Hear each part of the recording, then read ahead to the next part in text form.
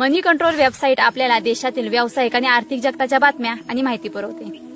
मनी कंट्रोलच्या बातमीनुसार जी news कंपनीचे मालक आणि राज्यसभेचे खासदार सुभाष चंद्रा यांनी प्रायव्हेट सेक्टरच्या येस बँकेतून 8,400 करोड कर्ज घेतले. गेली 2 वर्ष न भरलेली आउटस्टँडिंग अमाऊंट 6,500 करोड झाली, तर त्यातील 75% रक्कम माफ करण्यात आली.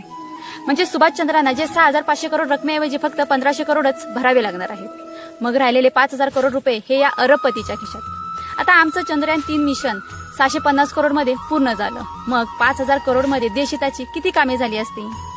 केंद्र सरकार जर ह्या असल्या मोठमोठ्या उद्योगपतींचे, अरबपतींचे जर कर्ज माफ करत असेल, तर आम्हा शेतकऱ्यांनी बँकेतून अवघे 40,000-50,000 कर्ज घेतले.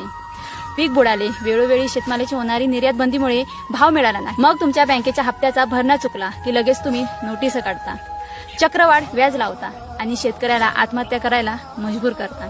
हे कितपत योग्य आहे?